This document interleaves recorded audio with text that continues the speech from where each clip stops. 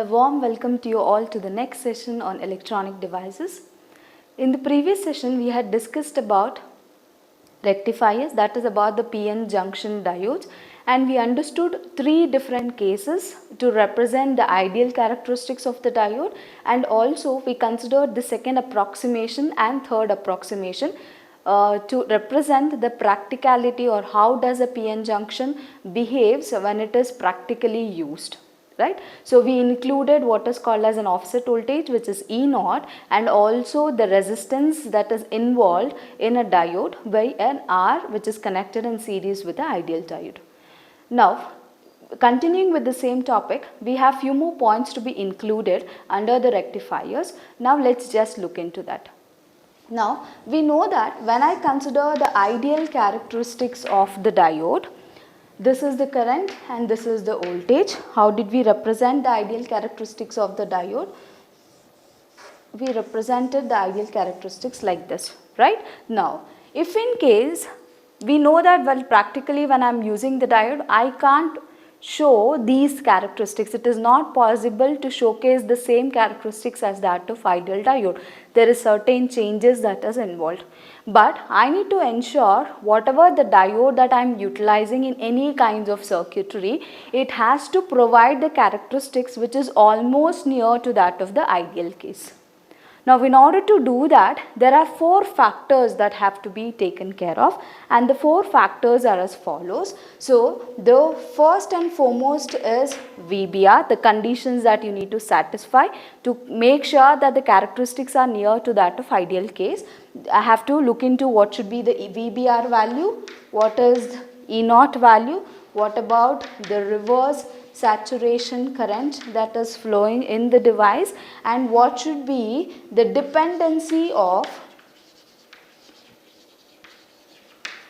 current with respect to voltage during the forward bias condition. Specifically, I am telling you during the forward bias condition. Therefore, let me represent it as the forward current with respect to that of the forward voltage. Now, the piecewise approximation that we considered in the last session was somewhat like this, right? Now, what was this point? It is E naught, that is the offset voltage, and this is your voltage and current. Now, what does this indicate? dV by di, which is equal to R. Done? Now, if in case I want this characteristic to be almost near to that of this, then what do I need to do? My E naught should be as minimal as possible. So, what should be my E naught? It should be minimum if I want my diode to behave as an ideal diode, right? Now, is there any reverse saturation current that is there in the ideal diode case? No, there is no reverse saturation current. Therefore, the reverse saturation current should be almost minimal, or I can say it as it has to be 0. Done? Now, what about the VBR, the breakover voltage at which the breakdown happens? So, it has to be as maximum as possible, and the dependency of the forward current with respect to the forward voltage should be as minimal as possible. So, if it is minimal, it indicates that the slope is not that steeper, or I am approximating the slope to become equal to 0. So, if the dependency is more, the slope value is more. If the dependency is less, then I can almost get a straight line, and that is what I am interested in case of the ideal diode. So, if I follow all these four things, then I can achieve the characteristic near to that of ideal characteristic. Yeah. Now, proceeding further, now let us look into the applications of the PN junctions.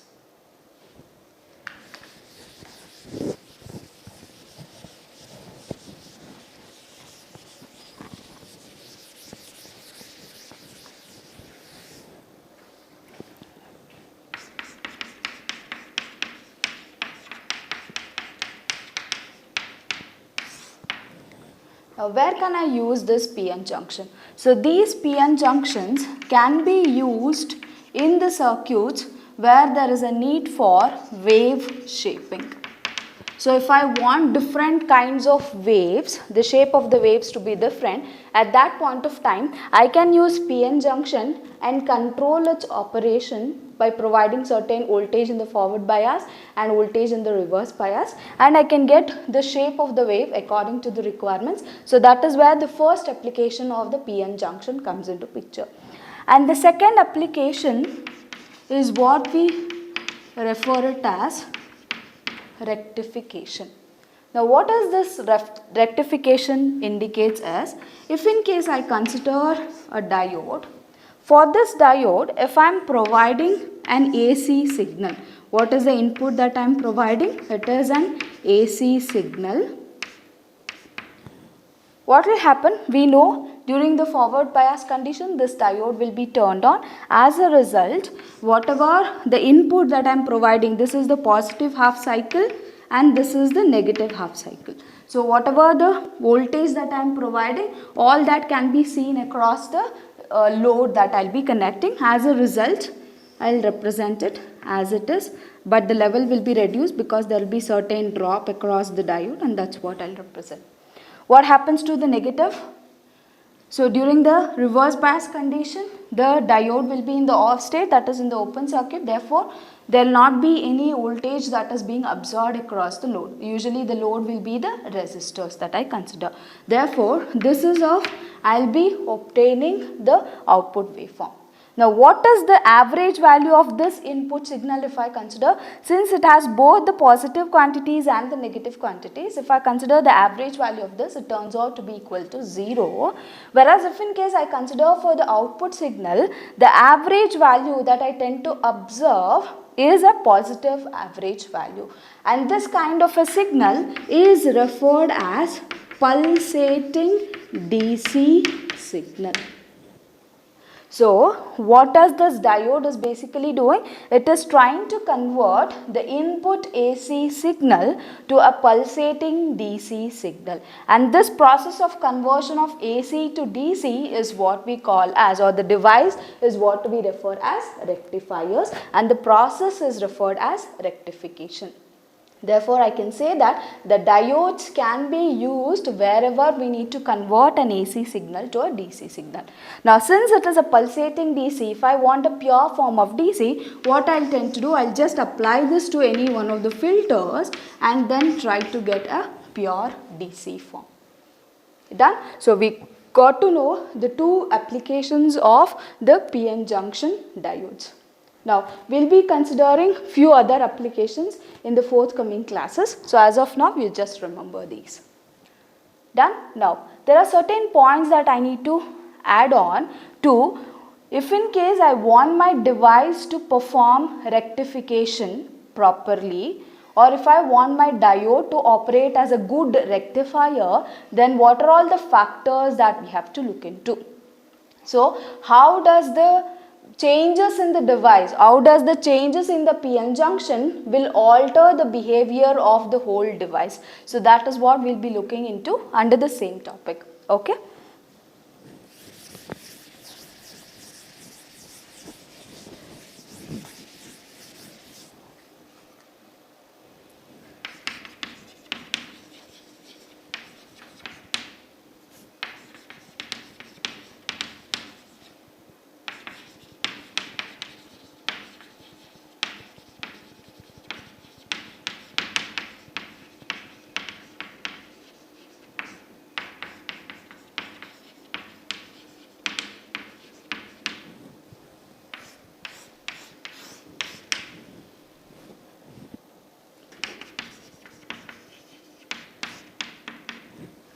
Now, the first factor that can affect the behavior of the rectifiers is what is called as EG.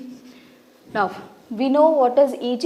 EG indicates the semiconductor band gap that we have, right? Now, how does this relate to the behavior of the rectifiers? See, if in case the band gap is too large, now tell me, this is your conduction band and this is the valence band.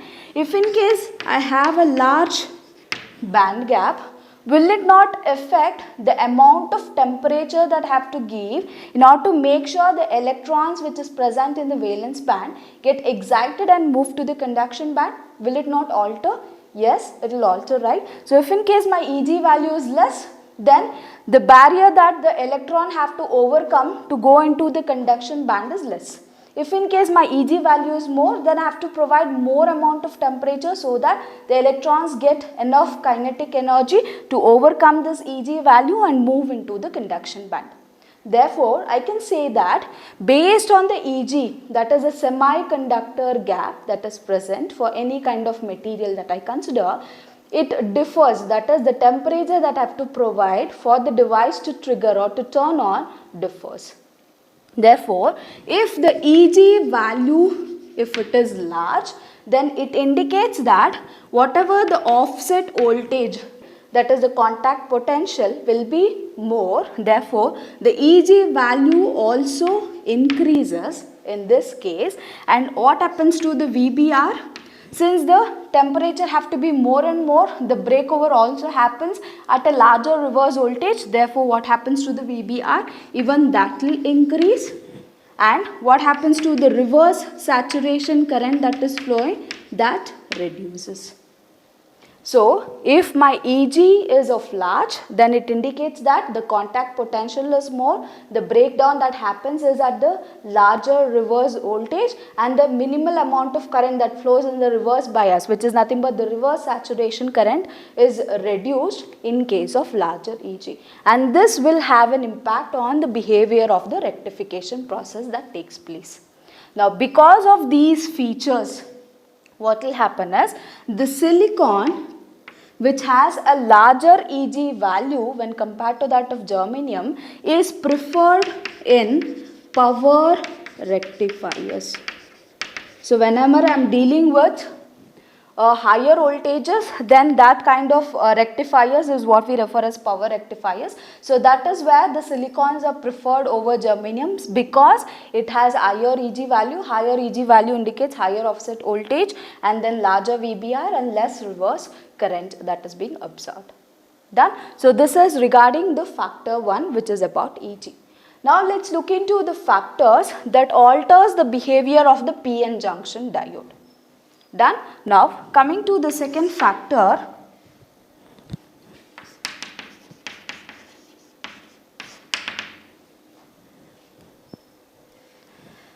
now in factor 2, what we'll try to do is, we'll look into the kind of layers that I've considered. Say for example, we know if in case I have a diode, I'll be having 2 layers. What are the 2 layers that we have? One is the P layer and other is an N layer.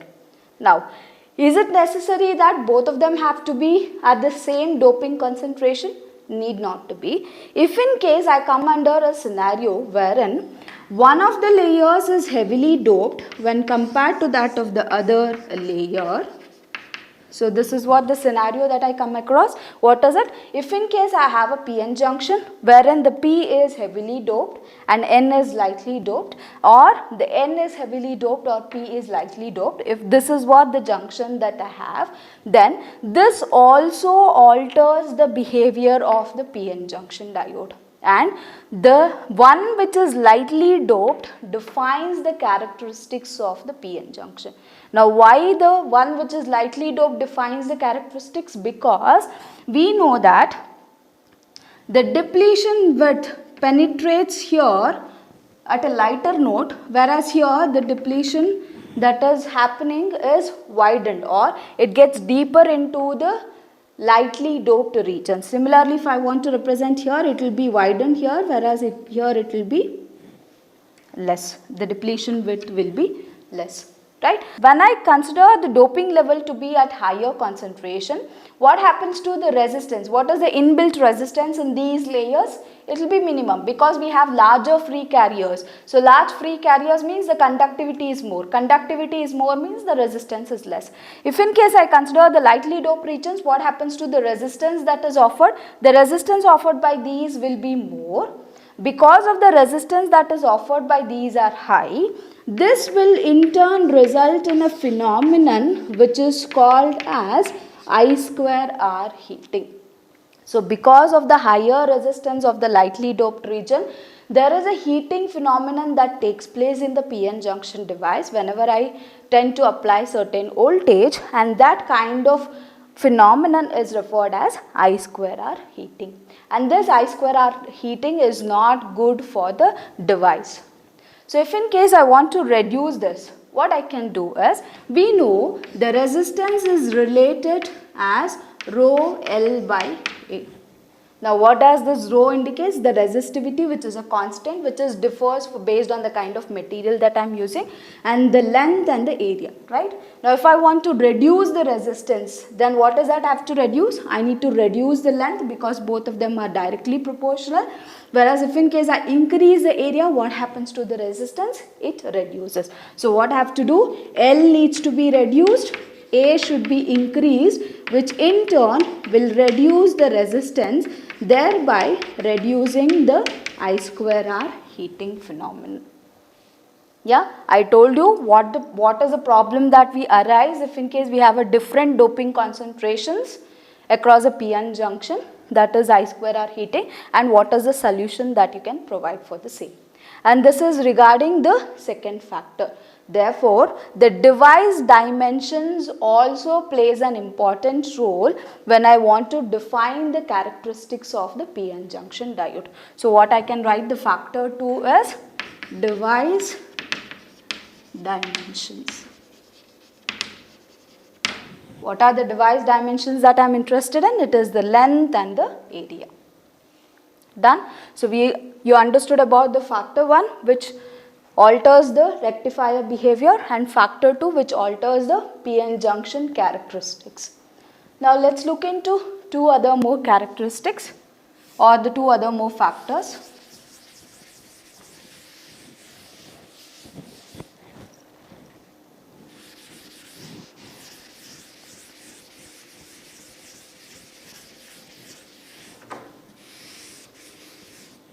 Now, the next factor also depends on the scenario, the same scenario which I considered, that is either one of the regions is heavily doped and the other region is lightly doped. So this is factor number 3 that I am considering.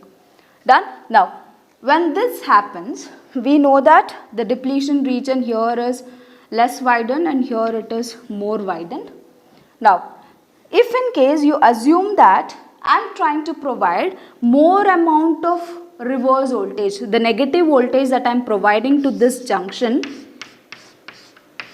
let me assume that this particular PN junction is under reverse bias. Now, as I tend to increase this negative voltage, what is happening? The depletion region becomes widened, right? You know that if in case I consider the forward bias, the depletion region narrows. If in case I consider a reverse bias, it gets widened because of the biasing that I am providing. Now, what is the kind of biasing I am providing? It is reverse bias. As a result, what happens to the depletion region? It starts widening. Now, when this widens, what will happen is, there is a scenario wherein the depletion region towards the N side, listen to this, so whatever the depletion region that I have towards N side, it can penetrate so deeply into the N such a way that it can completely occupy the diffusion length of the N type.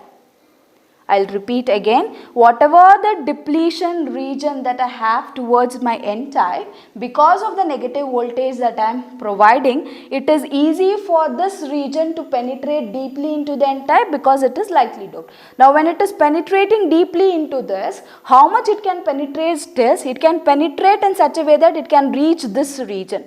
Now, is it good to happen this? No, this is not the phenomenon that I want. So, whatever this phenomenon wherein the N side depletion region is deeply penetrating and completely occupies the diffusion length of the N type is what we refer as punch through. What is the third factor that we refer as? It is called as punch through. So, the depletion region is punched through to the N region. Now, do I want this punch through to happen? No, I don't want this to happen. So, in order to avoid this, what will I do is, whatever the electric field intensity that is being seen, I need to alter this electric field intensity. Now how will I alter this electric field intensity? Let's look into the two kinds of solutions that we can have. Yeah, now because of this punch through, there is one more thing that happens. What is that? Is premature breakdown. Now what does this premature breakdown indicates is, let me just quickly write down the characteristic. See, if this is where we have VBR, now because of this doping, even if I provide certain amount of voltage, what happen is a punch through phenomenon will happen. As a result, this is breakdown of region. Because of punch through, what the device is going through, it is breakdown. As a result, what happens to the charge carriers? It starts flowing enormously. Therefore, the device tends to break down at way early than the designed breakover voltage. So, it was supposed to break over at this point of time, but because of punch through, what is happening? It is breaking down a way early, and then the current starts increasing in the reverse direction. Done. Now, this phenomenon is what we refer as premature breakdown that takes place. Now, it is not good for the device for this to happen, because we know VBR have to be large for an ideal diode case, right, to meet to the ideal diode case. Now, how can I overcome this premature breakdown? We have two solutions for this, and the solutions are as follows. What I'll tend to do is, if in case I consider this region, no, so let me just represent that. So if in case you have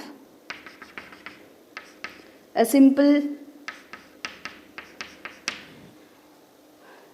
dimension, I'll show in a side view. This is what the side view I'm showing. So instead of having a straight cut, what I'll do is, while fabricating, I'll have a beveled edges. What is that? Instead of having the edges to be of straight cut, I'll be having beveled edges at both the ends. Now, how does it alter? Is because if in case I have a beveled edge, whatever the electric field intensity that I'll be observing in this regions will be less when compared to that of the field intensity that is observed here. Now, as a result, what will happen? Whatever the breakdown that was supposed to happen because of this punch through is in turn reduced, because I'm altering the electric field intensity. As a result, what is happening? That premature breakdown can be, that phenomenon can be reduced. As a result, the punch through can also be overcome. Now, this is one of the kinds of examples that you can have, or if in case you want to represent with the depletion regions, this edge, let me just bevel it, and then we know this is your P plus region, this is your N region. How is this basically? We have a lighter depletion region and a wider depletion region towards this end. So whatever the electric field intensity that is absorbed in this region is altered, or it is lower, because of it the effective electric field that is absorbed within the depletion region is altered. As a result, there is no punch through phenomenon that takes place, which in turn will help for your device to control the premature breakdown that happens. Yeah, this is the first solution. The second solution that I have is what we refer as God rings. What is this God ring is? Think of that. You have a P plus region and an N region. In between these two, I'll put up a lightly doped region. Say for example, let me consider a P region. Now when I put up a lightly doped region, see, this P plus had a lighter depletion region, right? Whereas N plus had a wider depletion region. Now, this depletion region, whatever it was observing here, now it has to first penetrate through the P type and then goes towards the N type. So, which in turn, what it will try to do, whatever the penetration of the depletion region that is happening in the N type is controlled by the middle God ring that is present, which in turn alters the electric field. As a result, you can try to avoid what is called as a punch through. Yeah, and these are the two solutions that you can provide in order to overcome the phenomenon which is called as punch through or the premature breakdown. Now, one more factor that I need to show here is whatever the punch through that we considered, let me just try to represent that so that you can clearly understand with the figures.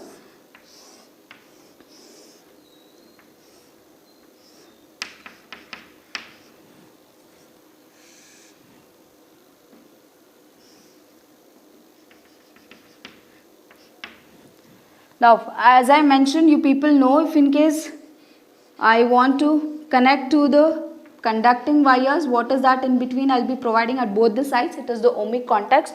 So to have a smoother connection to the ohmic contacts, what I'll try to do is, I'll always try to put up an extra layer next to the one which is lightly doped and let that be heavily doped, and it is made of same material as that of this layer. Let me repeat, in order to have a smooth ohmic contacts during fabrication, what they'll do is, the one which is lightly doped is covered with an extra layer that is heavily doped and made of the same type of material. If in case I consider the other way around, how will I represent it? So this is N plus, this is P. Now, what is that I'll do? See, the area should be large as I mentioned, that's why I'm mentioning the area to be large when compared to that of the heavily doped regions. Now, what is that I'll be providing? An extra layer which is heavily doped, and it should be of same type. Done? So, this is to provide a smoother ohmic contacts. Now, when I try to provide a reverse voltage for this, what will happen? A punch through will happen. Now, how will I show that punch through? Let me just show the energy ranges for this. So, if I want to represent the energy band, it goes as follows.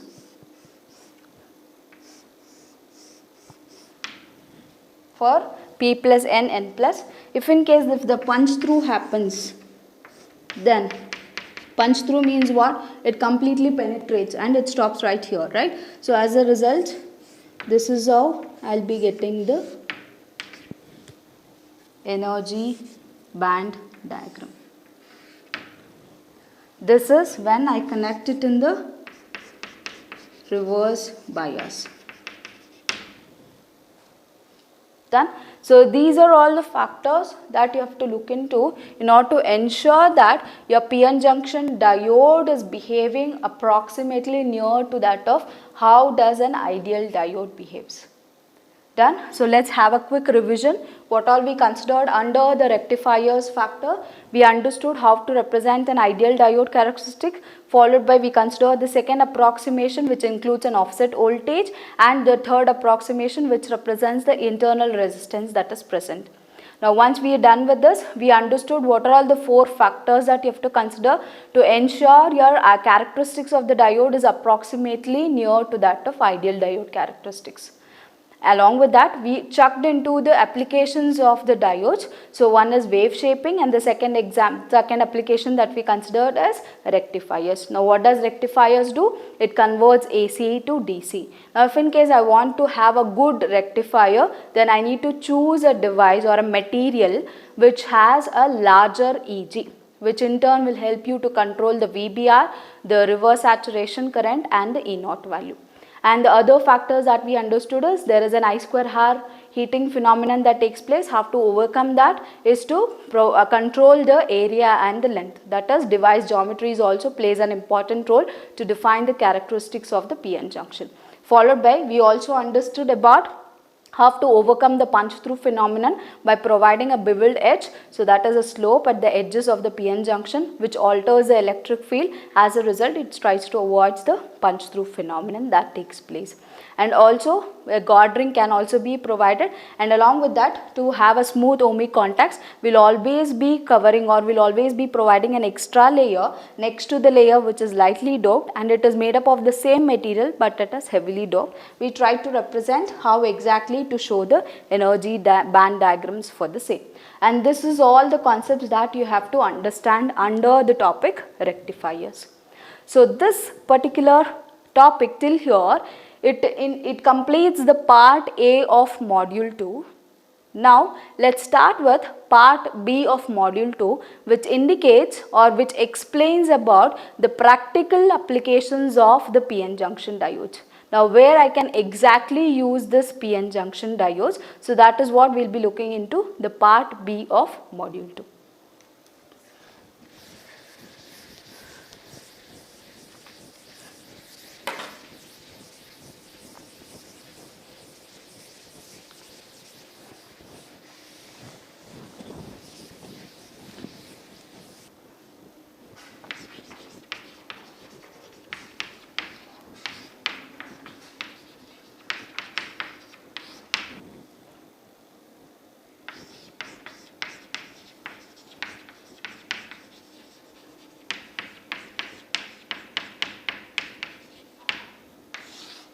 What does module 2 of part B speaks about? It is about optoelectronic devices.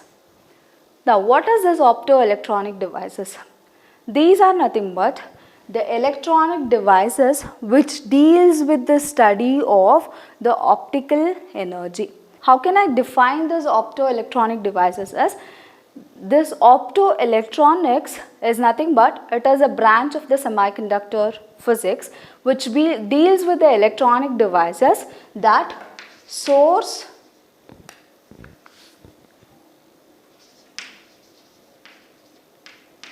detect and control light. So in simple words, if I want to say, we have certain electronic devices that can provide light, that can detect light and that can also control light. So if we have such a kind of electronic device, then that kinds of device are referred as optoelectronic devices. Now what is the meaning of opto? It is nothing but optical, which deals with light, that deals with the photon energy. Done. Now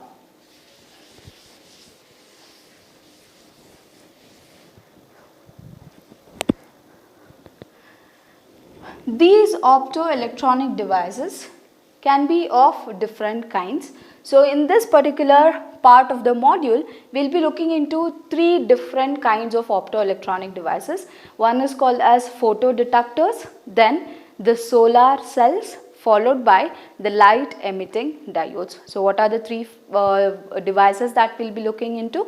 It is the photodetectors, solar cells and the light emitting diodes.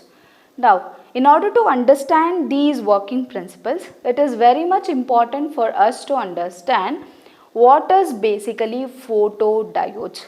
So, first and foremost, let's start with the topic photodiodes.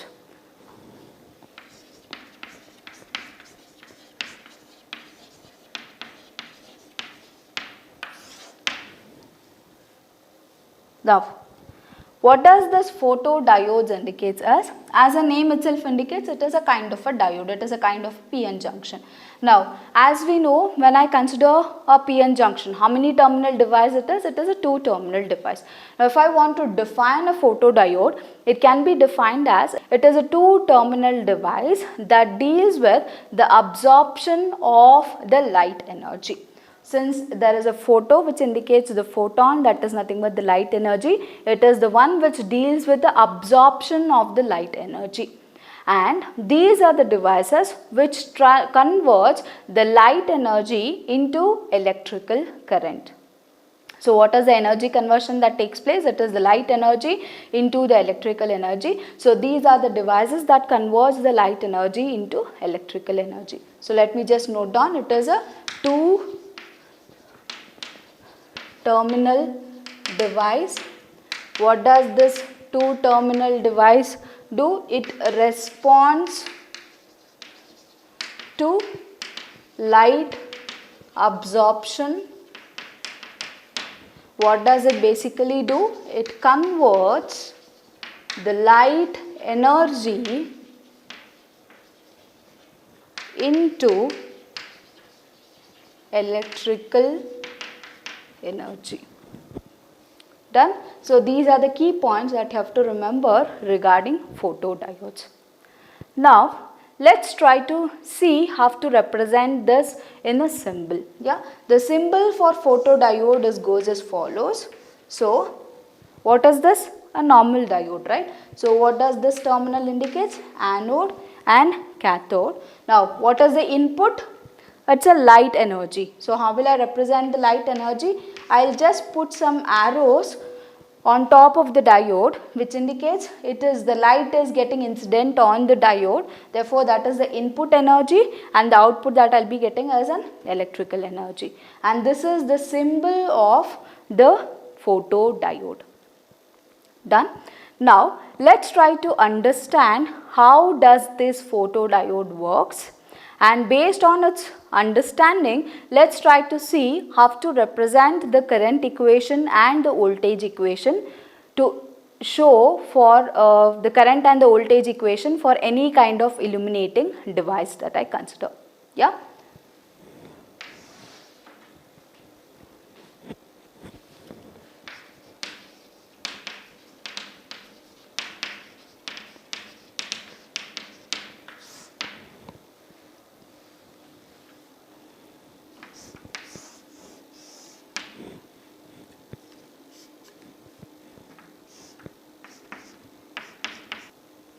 Now one more key point that you need to remember under photodiodes is these are the devices that operates in reverse bias.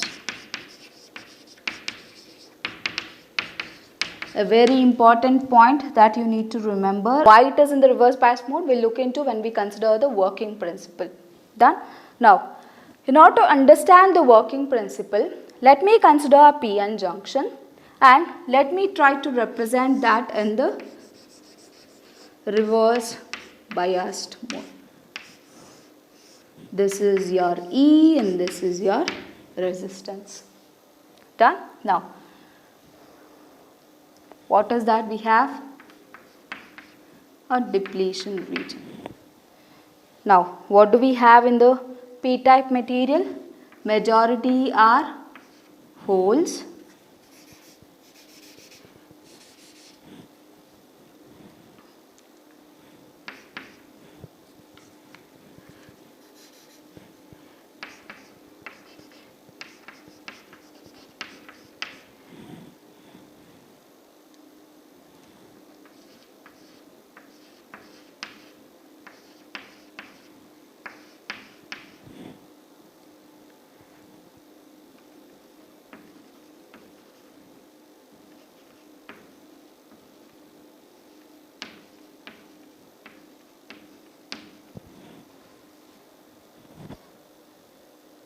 Now this is the p-type material, this is the n-type. Let me represent the depletion width to be as W, and then here in this the majority carriers are the holes that we have and the minority carriers are electrons. Let me just represent 3 of them.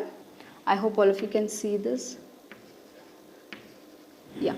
Then what about in the right hand side? We have an n-type material, the majority carriers are the electrons and we have minority carriers, that is holes. Done? Now what is that in between we have? It is a depletion region. Now why it is called as depletion region? Because we know that this particular region is depleted of free charge carriers. But what do they have instead? They have immobile negative ions here and immobile positive ions here. Yeah, how will I represent that negative immobile ions and positive immobile ions? This is how I will be representing.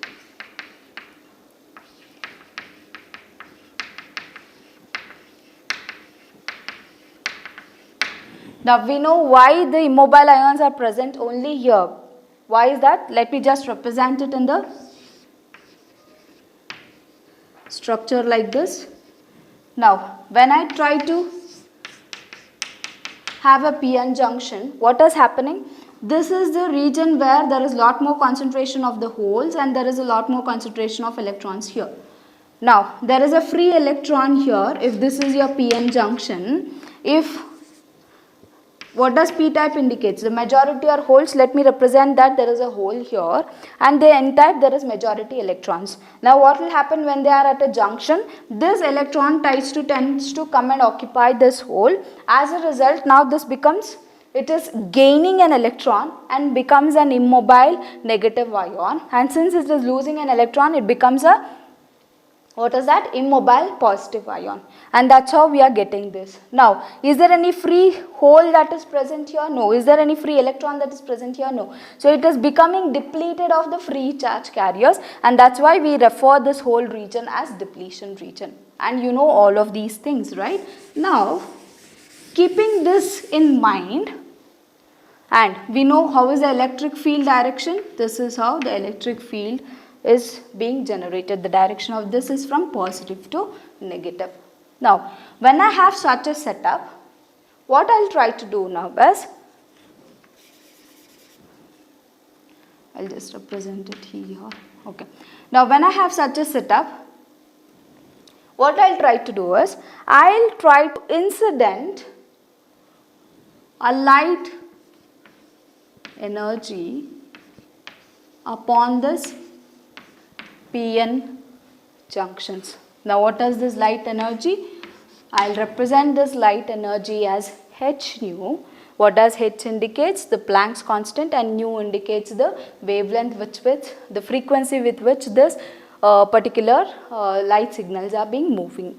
Now when these light energies incident on this PN junction, what will basically happen? See, this is the PN junction that I have, and upon this PN junction, what I am trying to do, I am trying to incident certain light energies, that is photons are getting incident.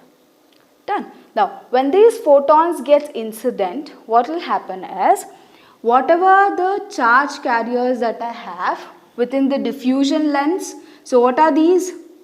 These are the regions where the majority carriers are holes and the electrons. This is the depletion region.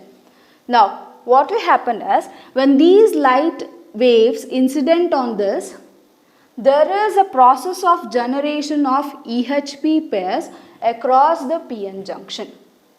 What is that being generated?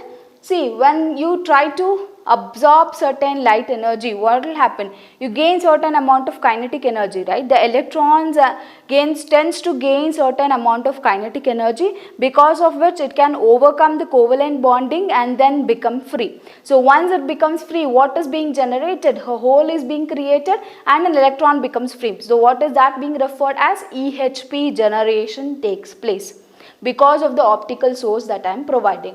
Now, since this EHP pair generation takes place, where all it can take place? It can take place throughout the region. But whatever the EHP pairs that is being generated in these regions, there are chances as, see, there is no potential as of now here, right? It is a neutral region.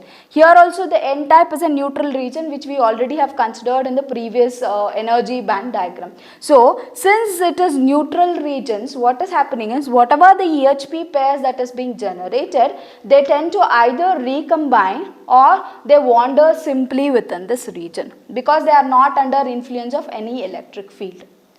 Therefore, these regions does not contribute much to the working principle of the photodiodes.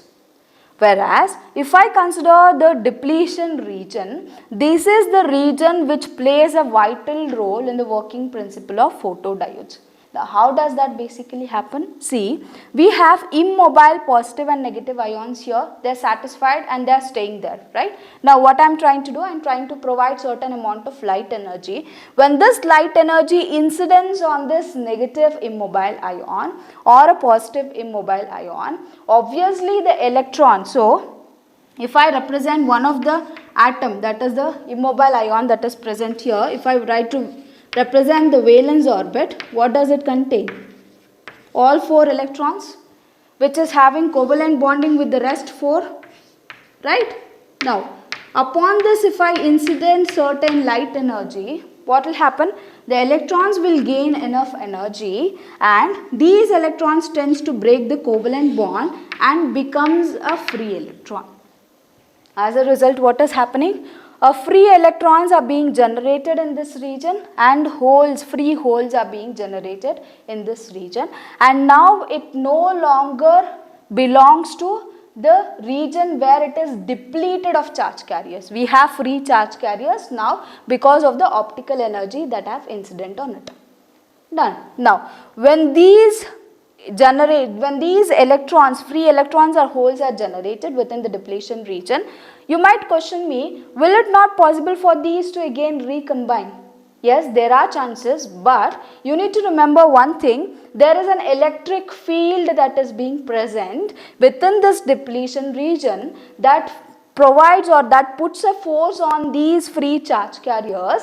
As a result, whatever the electrons that was generated here will tend to get swept across to the n-type material, because we know if this is the electric field, how does the whole movement happens in the same direction?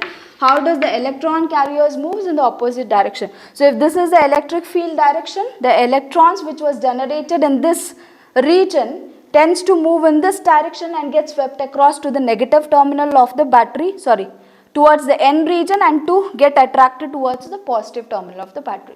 Similarly, what will happen? The holes that is generated, the free charge carriers that is generated here will tend to move in this direction and get attracted towards the negative terminal of the battery.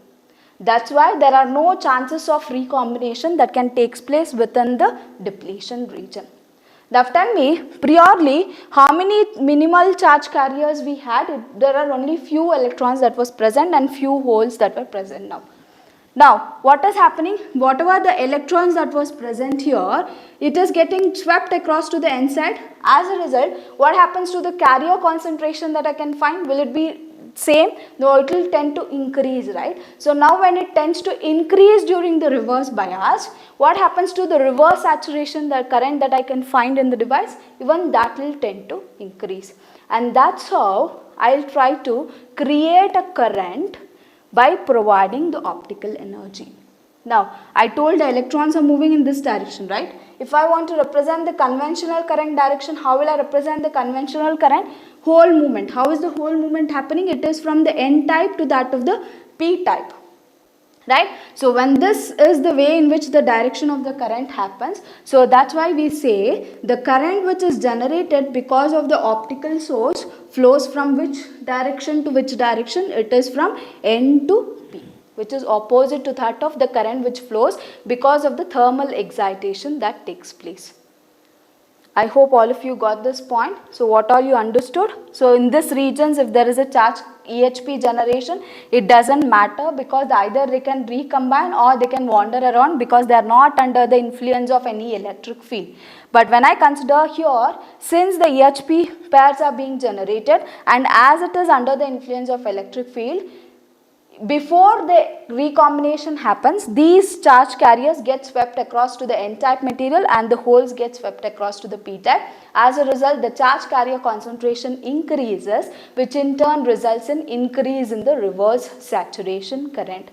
And that's how this whole device is now providing a current to the external circuitry. Getting my point?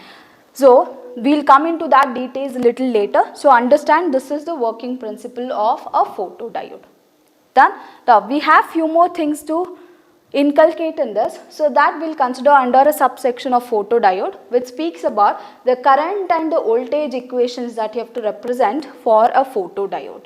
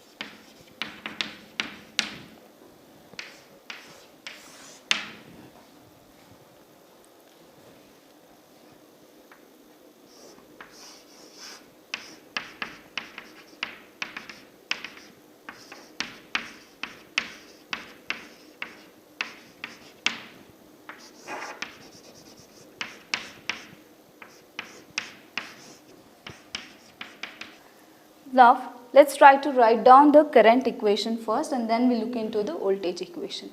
Right. Now this is the setup that we had, that is a reverse bias condition, and we are trying to make certain light to fall on the PN junction. Right. And one key point you need to remember is, when I consider the light energy that I am incidenting, do I need not to worry about the amount of or the energy with which these lights are getting incident? So that intensity is very much important, because see, if in case I consider a PN junction, when I say this is the active region that I am interested in, right? So this is the region where there is an electron hole pair that is being generated. Let me just represent this. So if I incident the light, what will happen? An electron hole pair is getting generated, and this hole is swept to the p side, and this electron is swept to the n side conduction band, and this hole is swept to the p side valence band. Now when this wants to be happening, what it has to overcome? Obviously it has to overcome the semiconductor band gap that is there. Therefore, it is very much important for me to ensure that the amount or the intensity with which the light wave is incident on the PN junction have to be more than that of the semiconductor band gap. Only when that energy is sufficient, then only the electrons will gain enough energy to overcome that bonding and then move to the conduction band of the N type, and holes move to the valence band of the P type. Now if my light energy is less than this, then obviously it cannot overcome or it cannot gain that energy to overcome Eg and move to the conduction band. That's why this condition is very much important. Done? Now let's try to look into how to represent the current equation for an illuminated junction. Now as I mentioned, the current that is being generated is optically. Therefore let me represent that to be as IOP. Done. Now let me just consider this N type sample here for simplicity and try to represent it. So if this is the N type material that I have, if the area of that is being represented as A, and if the diffusion length of the holes, that means to say, when I provide the light energy to the N-type material, the electrons gets activated and move out. What is being generated here? The holes are getting generated. So if I want to look into how many of the holes are being generated per second in the diffusion length of the transition region on the N side. Let me repeat, what is that I am looking into? How many holes are being generated per second in which material? In the N side, within which region? In the diffusion region that I am considering. So how much of holes are getting generated per second I have to represent. How will I represent that? It is given by the equation A into LP into GOP. Now what does this A indicates? It is the cross sectional area. What does LP indicates? It is the diffusion length of the holes in the N side. And then what does GOP indicates? It is the generation of EHP pairs because of the optical source that I am providing. Done. Similarly, if I consider for a p-type, what is that indicating? In the p-type, what is that I have to look into? The number of electrons that is being generated per second over the diffusion length of Ln. So how will I represent that? It is A into Ln into GOP. I mean to say, how many EHP pairs are being generated? I know EHP pairs are being generated in all these regions. What I am interested in the p-type, it's a minority because I am interested in the drift current when I say about the reverse bias condition. Therefore, how many electrons are being generated in the p region? How many holes are being generated in the n region for 1 second? And how many charge carriers are being generated across the depletion width? So these are the three factors that totally contributes for the optical current that is being generated. So if I want to represent with respect to the holes in the N-type, I will represent it like this, the number of holes, that's it. If I want to consider the current, then I will be multiplying with Q. Done. So what does this factor now indicates? It is the current because of the electrons that is generated in the p-type per second. If I want to consider across the depletion width, then it turns out to be Q into A into W into GOP. So all these three factors now totally contribute for the optical current that is flowing during the reverse bias condition. Now if I sum up all these, what will the equation now turns out to be? Q into A into GOP. I have taken the common factor, and then the remaining terms that I have is LP plus Ln plus W.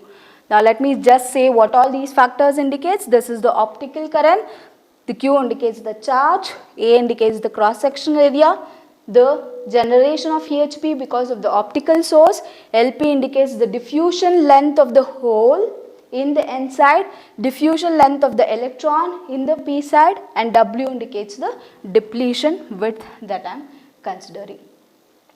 Done? So this is regarding the current which is generated optically. Now, is this the only current that is flowing in the reverse bias? No, there is also a current which is happening because of the reverse voltage that I am providing. And what is that current referred as? It is referred as the thermal current, which is given by the equation I is equal to ITH into e power QV by KT minus 1.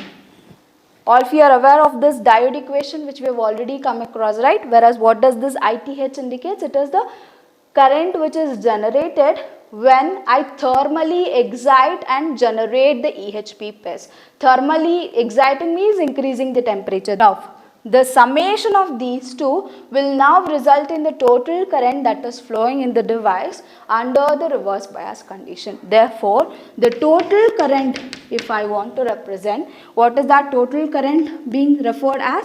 The sum of these two. Right? So, what is it? It is ITH into e power QV by KT minus 1. One key point you need to remember, I told clearly how does the optical current flow. It is from N to P, which is opposite. Therefore, I need to consider that opposite direction which is being represented by the negative sign, and then I will represent IOP.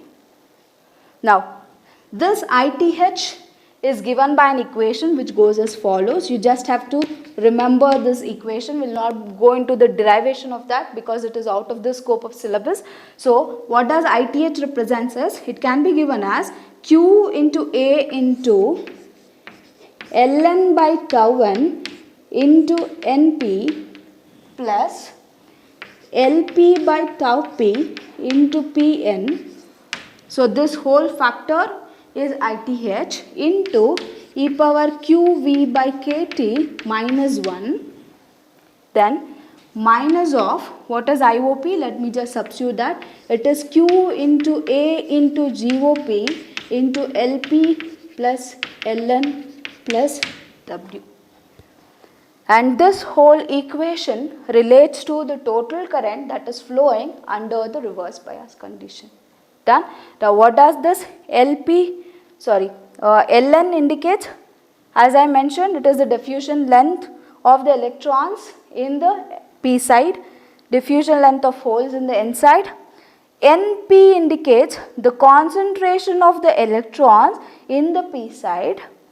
Pn indicates the concentration of the holes in the N side, and then tau n indicates the average lifetime of the electron in the P side. How long these electrons can stay in the P side, that is what tau n indicates, and tau p indicates how long the holes can stay in the N side. It is reverse, always remember. So, it is tau p, that is the average lifetime of holes that is present in the N side. Done. So, all these factors sum up to what is called as total current. This was regarding the current. In next session, we will be looking into how to represent the voltage for an illuminated junction, and that will complete regarding the photodiodes, and then we will take up the practical examples like solar cells, photodetectors and the LEDs. Thank you one and all. Have a good day.